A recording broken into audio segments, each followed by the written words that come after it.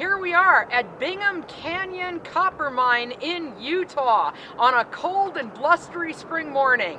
And behind me you'll see the largest open pit mine in the world. And this has a long geologic history and an interesting human history.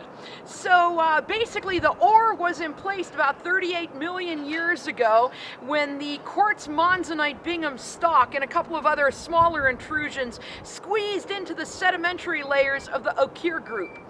And it created some skarn where we had limestone that got altered, but the main type of ore deposit is what we call a porphyry deposit. As that magma cooled and solidified, it drove off hot mineral-rich water into the magma that had already solidified and the surrounding country rock along tiny little fractures and openings, and we get all kinds of minerals like boronite and chalcopyrite and other copper-bearing minerals.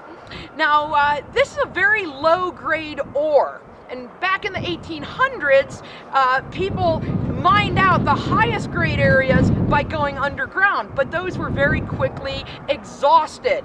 And then in 1903, a young mining engineer named Daniel Jackling thought if they would up the scale and mine from the surface, they could actually make it profitable. And in 1906, the first steam shovel started unloading ore and rock from this area, and because of the scale, the low-grade ore is still profitable. And this has become an incredibly rich copper mine, but also produces things like gold, silver, and molybdenum.